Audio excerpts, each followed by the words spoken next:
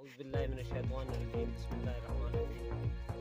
जनाब, मैं मोहम्मद यूनुस, सरपंच हल्का ननवानी ब्लॉक खौरूस कुपवाड़ा।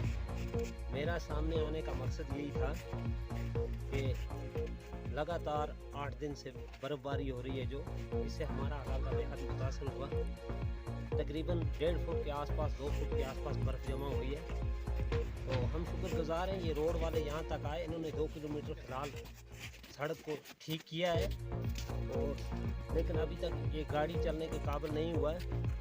तो मेरी रिक्वेस्ट है कुपवाड़ा इंतज़ामिया से, ज़िला इंतज़ामिया कुपवाड़ा खासकर डीसी साहब से, कि अभी मौसम ठीक था, लगभग 26 के 27 दिसंबर को ट्रांसफार्मर डैमेज हुआ था गुर्देजी वाला। अभी तक वो पहुंचा नहीं है। लोग वहाँ के गुप अंधेरे में, उनको जलाने के लिए तेल भी नहीं है, दिल्ली भी नहीं है, वो सिस्टम ही आज नहीं है यहाँ पे। तो मेरी रिक्वेस्ट है इंतज़ामिया से, डिस्ट्रिक्ट इंतज़ामिया से, कि उनका ट्रांसफार्मर जल्द अज जल्द पहुँचाया जाए।